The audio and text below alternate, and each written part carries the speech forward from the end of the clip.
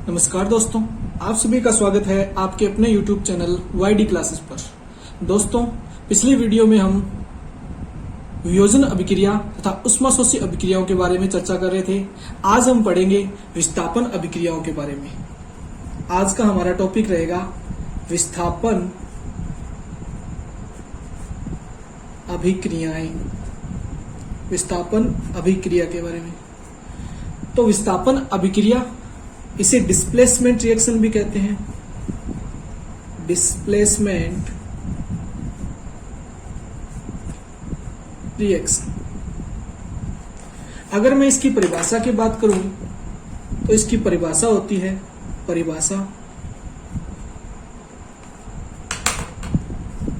कि जब कोई एक अधिक क्रियाशील तत्व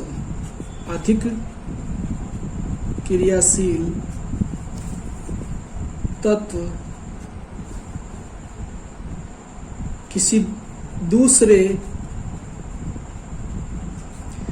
दूसरे कम क्रियाशील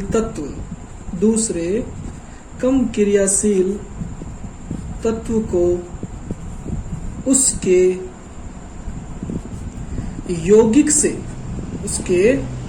यौगिक से विस्थापित कर देता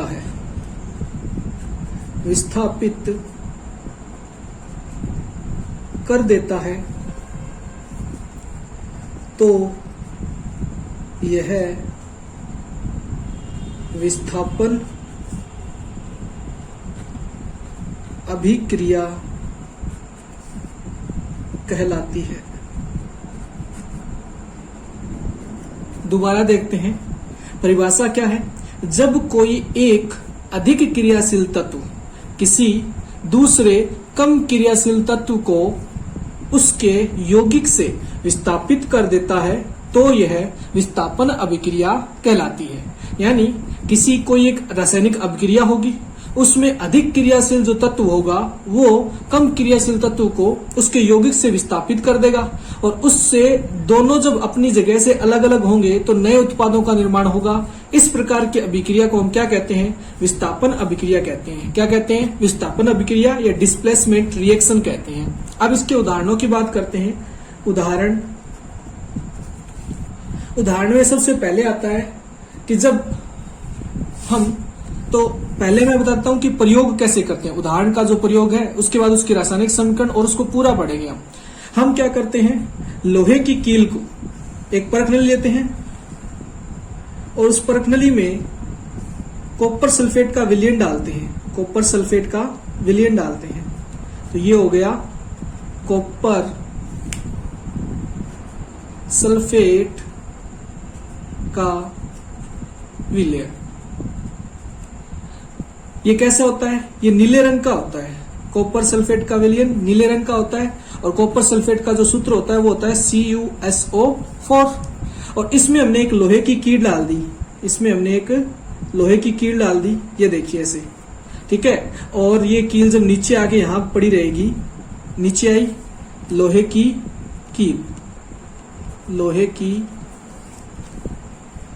कील, तो ये Fe आयरन लोहा। तो अब क्या होगा, लोहा वो कॉपर धातु के बजाय अधिक क्रियाशील होता है, ठीक है। लोहा जो होता है वो ज्यादा क्रियाशील होता है कॉपर धातु के बजाय। लोहा अधिक क्रियाशील है किसके तुलना में? कॉपर धातु के तुलना में अधिक क्रियाशील। तो क्या होगा, जो लोहा है वो कॉपर को अब इसकी जगह से विस्थापित कर देगा और खुद इसकी जगह आ जाएगा। तो इस अभिक्रिया के कारण विलयन का जो नीला रंग है वो गायब हो जाएगा। वो क्या हो जाएगा? गायब हो जाएगा, और ये भूरे रंग में बदल जाएगा। भूरे रंग या मलिन रंग का हो जाएगा। भूरा मलिन रंग जो होता है ना, गंदा सा रंग, वैसा हो जाएगा। तो इसकी रासायनिक समीकरण क्या देंगे हम? रासायनिक समीकरण देंगे कि Fe यानी लोहा जो ठोस अवस्था में कील के रूप में था, जब इसको हमने कॉपर सल्फेट के जलीय विलयन में डाला तो क्या हुआ, हमारे पास लोहे ने कॉपर को विस्थापित किया और उससे हमारे पास आयरन सल्फेट और कॉपर धातु हमें प्राप्त हुई। आयरन सल्फेट का विलयन और कॉपर धातु प्राप्त हुई। तो इस प्रकार ये रासायनिक समीकरण बन गई। देखिए यहां ये क्या है, लोहा, आयरन, ये कॉपर सल्फेट, ये बन गया आयरन सल्फेट, और ये हमारी कॉपर धातु हमें जो परखनली है उसके पेंदे में जमी हुई मिलती है।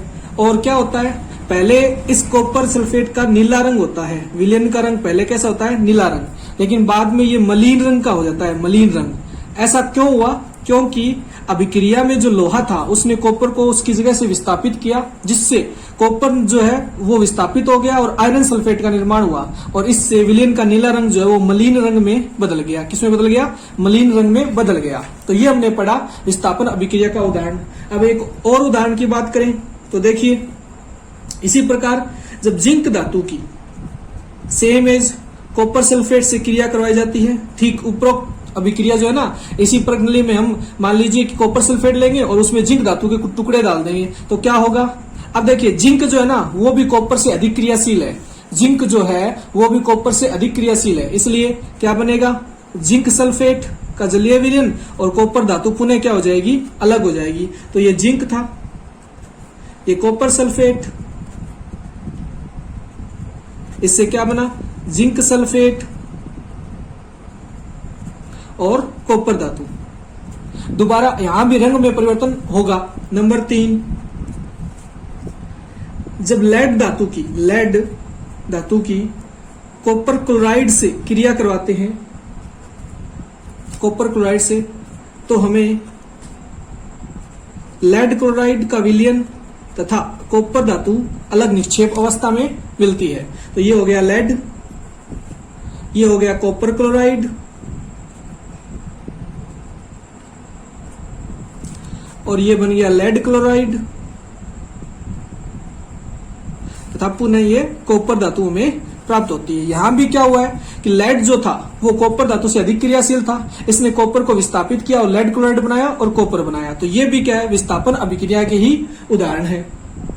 यहां भी दोनों में क्या है, जिंक भी कॉपर से अधिक क्रियाशील था, इसने भी इसको विस्थापित किया, लेड भी कॉपर से अधिक क्रियाशील था, इसने भी इसको अधिक क्रियाशील होने के कारण विस्थापित किया और लेड क्लोराइड तथा कॉपर का निर्माण किया। यहाँ जिंक ने जिंक सल्फेट तथा कॉपर का निर्माण किया। तो ये दोनों ही किसका उदाहरण है, विस्थापन अभिक्रिया का उदाहरण है। अब चलिए आगे बात करते हैं। अब यहाँ सवाल उठता है कि हमें कैसे पता चलेगा कि कौन सा तत्व जो है वो अधिक क्रियाशील होता है और कौन सा कम क्रियाशील होता है। इसके लिए आपको तत्वों की सक्रियता श्रेणी को याद रखना पड़ेगा। तत्वों की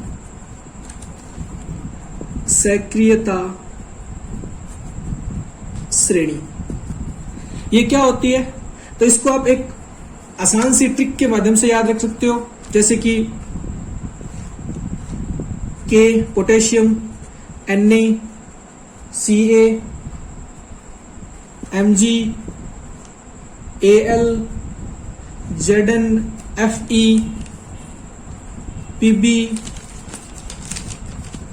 H, Cu, Hg, Ag, Au। तो इसको हम याद कैसे रखेंगे, देखिए ये तो है पोटेशियम धातु, पोटेशियम धातु, sodium, calcium, magnesium, aluminium, zinc, iron, lead, hydrogen, फिर कॉपर जिसे हम तांबा, मरकरी, चांदी और सोना। आप जब इस सीरीज को याद रखोगे तो आपको पता चलेगा कि इस सीरीज में जब जैसे जैसे हम ऊपर से नीचे की तरफ आते हैं वैसे वैसे इन धातुओं की इन तत्वों की क्रियाशीलता में कमी आती है। क्या आती है? कमी आती है। जैसे जैसे आप ऊपर से नीचे की ओर आते हो वैसे वैसे तत्वों की क्रियाशीलता में क्या आती है, कमी आती है। ठीक है, अब देखिए ये हाइड्रोजन जो है इसे हम इसकी बाउंड्री बनाते हैं। हाइड्रोजन तत्व जो है ना वो इसकी सीमा है, सीमा निर्धारण करता है। हाइड्रोजन से ऊपर वाले सभी तत्व जो है ना ये हाइड्रोजन से अधिक क्रियाशील है, अधिक क्रियाशील तत्व है। और जो हाइड्रोजन से नीचे है, हाइड्रोजन से जो नीचे है वो हाइड्रोजन से कम क्रियाशील तत्व है। तो ये है हमारी सक्रियता श्रेणी। अब देखिए यहां सर्वाधिक क्रियाशील धातु है पोटेशियम। इसका मतलब पोटेशियम जो है वो इन सब को विस्थापित कर सकता है, लेकिन इनमें से कोई भी पोटेशियम को विस्थापित नहीं कर सकता। सोडियम जो है वो अपने से नीचे वाले सभी को विस्थापित कर सकता है। कैल्शियम अपने से नीचे वाले सभी को विस्थापित कर सकता है। तो हमने क्या देखा, अब हमारे उदाहरणों की बात करेंगे तो हमने पढ़ा था कि जिंक देखिए जैसे कॉपर से ऊपर है जिंक, तो जिंक कॉपर को विस्थापित कर रहा था। आयरन भी कॉपर से ऊपर है तो आयरन भी कॉपर को विस्थापित कर रहा था। लेड भी कॉपर से ऊपर है, इसका मतलब लेड भी कॉपर को विस्थापित कर रहा था। तो अब इसको याद करने का तरीका क्या है, तो इसको याद करने के लिए आप इसे याद रखोगे जैसे कि के है, इसके लिए आपके पास क्या है, तो इसकी जो ट्रिक है वो क्या होगी कि केदार नाथ का माली आलू जरा फीके पकाता है। उसके बाद आपको ऐसे रखना है CuHgAgAu। ठीक है, तो ये इतना तो आपको याद रखना पड़ेगा। केदार से केदार का के आ जाएगा, नाथ Na आ जाएगा, का Ca आ जाएगा, माली Mg आ जाएगा, आलू Al आ जाएगा, जरा जिंक आ जाएगा, फीके Fe आ जाएगा, पकाता Pb आ जाएगा और है H और बाकी ये सेम CuHgAgAu। और इन तत्वों के नाम तो आपको याद रखने पड़ेंगे और इस प्रकार आप सक्रियता श्रेणी को याद रख सकते हो और आपको ये पता चल जाएगा कि कौन सी धातु या कौन सा तत्व किस तत्व को विस्थापित करेगा या नहीं करेगा। तो आशा करता हूं यहां तक ये आपको समझ में आई होगी। इसको आप इस प्रकार याद कर सकते हैं। चलिए अब आगे बात करते हैं हमारी अगली अभिक्रिया की, जो है द्विविस्थापन अभिक्रिया। तो अभी तक हमने पढ़ा विस्थापन अभिक्रिया के बारे में, अब हम पढ़ते हैं द्विविस्थापन अभिक्रिया के बारे में। द्विविस्थापन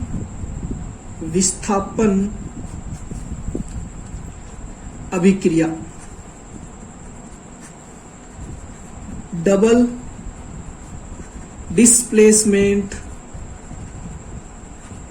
रिएक्शन। कि द्विविस्थापन अभिक्रिया क्या होती है या डबल डिस्प्लेसमेंट रिएक्शन किसे कहते हैं। हम बात कर रहे हैं द्विविस्थापन अभिक्रिया डबल डिस्प्लेसमेंट रिएक्शन। तो इसकी परिभाषा क्या होगी, सबसे पहले बात करते हैं परिभाषा की।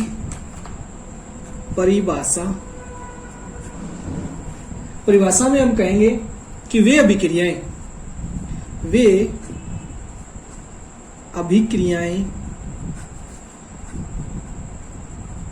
जिनमें अभिकारकों के बीच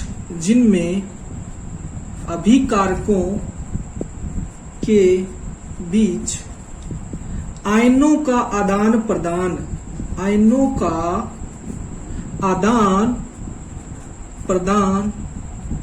होता है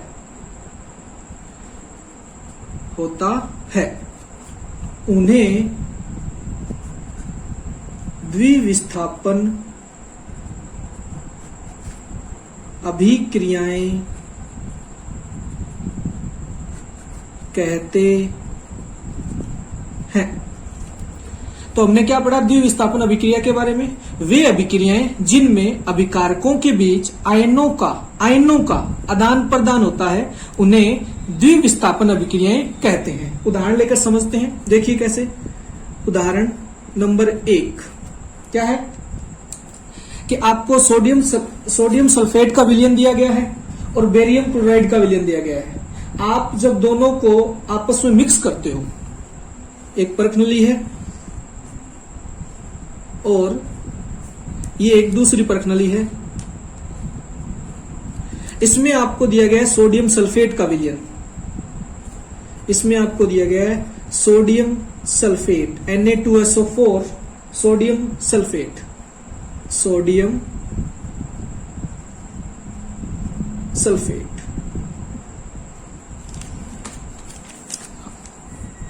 सोडियम सल्फेट।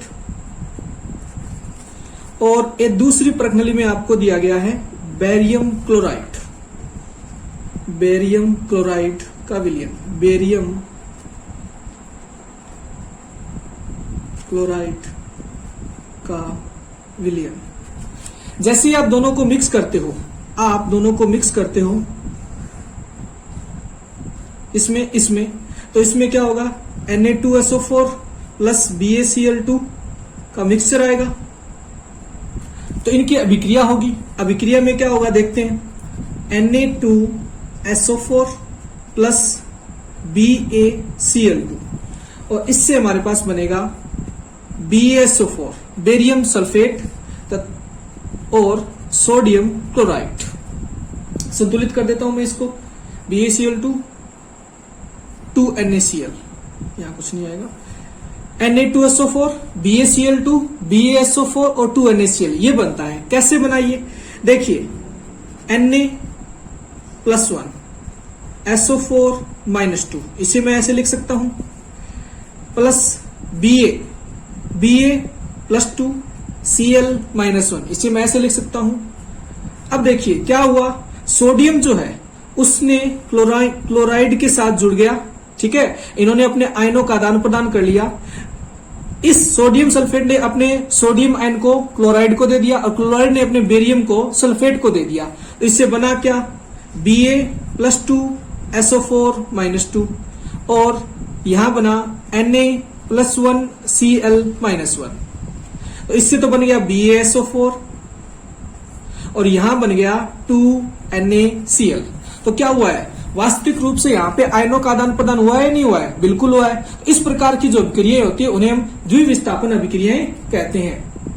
अब देखिए इस अभिक्रिया में, देखिए इस अभिक्रिया के दौरान जब सोडियम सल्फेट के विलयन में, सोडियम सल्फेट Na2SO4 के विलयन में बेरियम क्लोराइड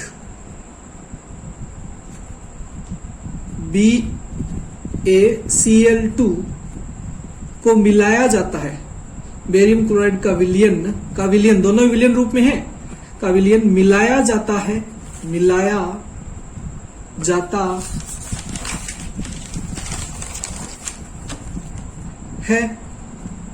तो परख नली में हमें बेरियम सल्फेट का श्वेत अवक्षेप आप बोल सकते हो जमा हुआ पदार्थ। अवक्षेप से मतलब क्या होता है, जमा हुआ पदार्थ। नीचे आपको ठोस रूप में जमा हुआ पदार्थ है ना, ठोस जमा हुआ पदार्थ, ठोस जो है प्राप्त होता है,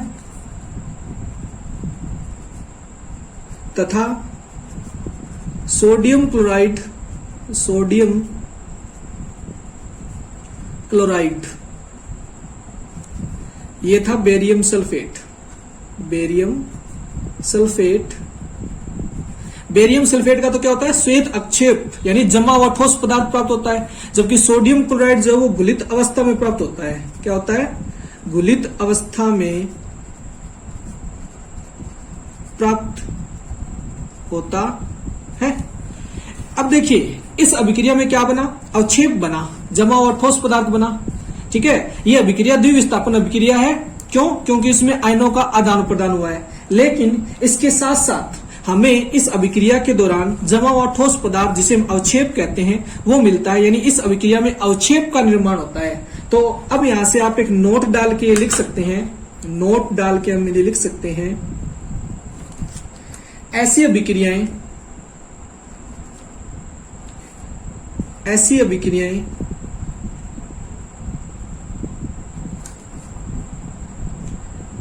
जिनमें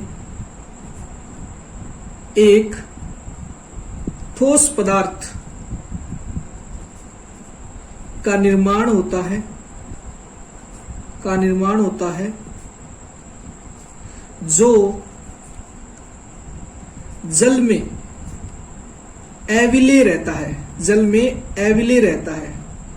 देखिए यहां ये जो BaSO4 है ना, ये जमा हुआ प्राप्त होता है, जबकि सोडियम क्लोराइड जल में घुलित होता है, यानी ये जल में घुलता नहीं है, ठोस प्राप्त होता है, अविलेय रहता है। यह पदार्थ अवक्षेप कहलाता है। क्या कहलाता है?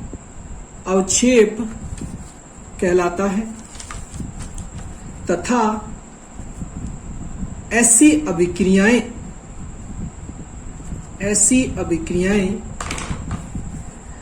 अवक्षेपण अभिक्रियाएं कहलाती है। क्या कहलाती है? अवक्षेपण अभिक्रियाएं कहलाती है।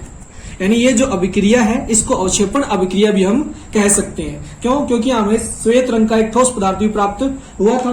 अब बात करते हैं एक और अन्य उदाहरण की। बुक में ये उदाहरण जो आपसे पूछा गया था, मैं आपको इसको उदाहरण के तौर पर समझा रहा हूं, लेकिन जो प्रश्न किताब में पूछे गए उन सब के जवाब मैं आपको यहाँ पे दूंगा। जैसे कि इस नंबर 2 उदाहरण में आपसे पूछा गया था कि जब लेड नाइट्रेट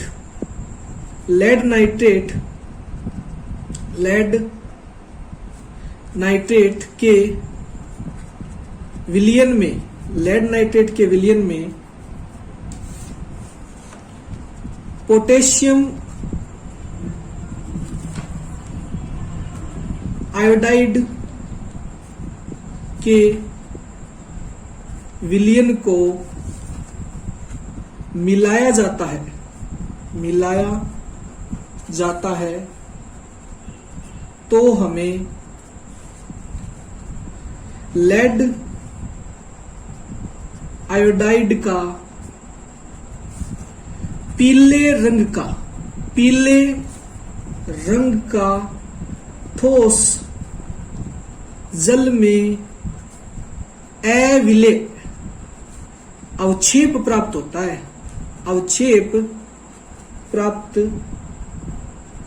होता है तथा पोटेशियम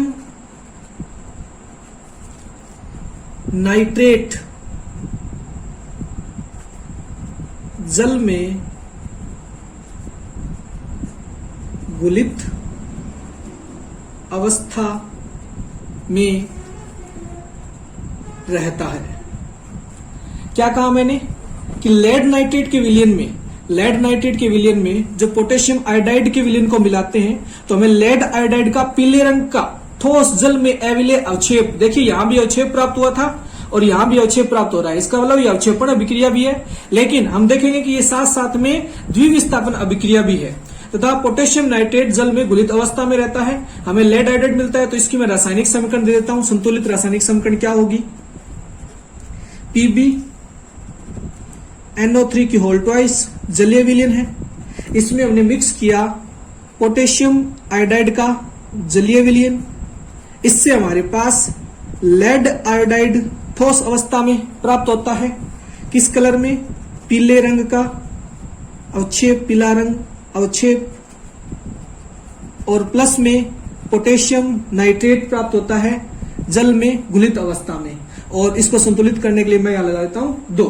तो ये हमारी संतुलित रासायनिक समीकरण हो गई कि लेड नाइट्रेट के विलयन में जो पोटेशियम आयोडाइड के विलयन को मिलाया जाता है तो लेड आयोडाइड का पीले रंग का अवक्षेप प्राप्त होता है तथा पोटेशियम नाइट्रेट हमें प्राप्त होता है। तो आपको प्रश्न पूछा गया था कि किस रंग का अवक्षेप प्राप्त होता है, तो पीले रंग का, उसका नाम क्या है, तो लेड आयोडाइड का प्राप्त होता है।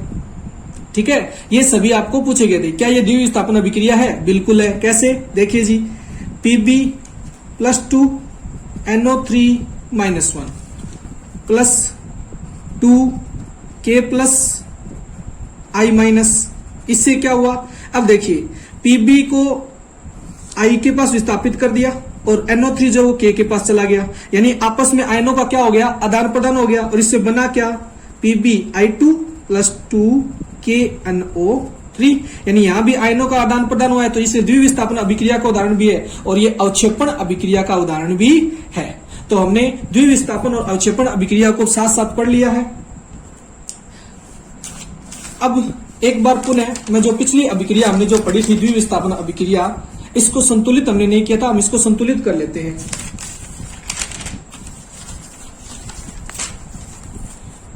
हमने क्या पढ़ा कि सोडियम सल्फेट एक्वेटिक में जब बेरियम क्लोराइड का घोल मिलाया जाता है तो हमारे पास बेरियम सल्फेट और सोडियम क्लोराइड, बेरियम सल्फेट किसमें बनता है? ठोस अवस्था में। सोडियम क्लोराइड बनता है जल में घुलित अवस्था में। तो देखिए सोडियम 2, इधर 2 करने, यहां 2 लगा दिया। अब देखिए कंपैरिजन कीजिए, Ba1 है इधर, ठीक है, SO4 एक ही है, ठीक है, Na2 हो गए, क्लोरीन सॉरी BaCl2, क्लोरीन 2 तो 2, ठीक है। तो ये संतुलित रासायनिक समीकरण हो गई, संतुलित रासायनिक समीकरण। तो आज हमने क्या पढ़ा? हमने विस्थापन, द्विविस्थापन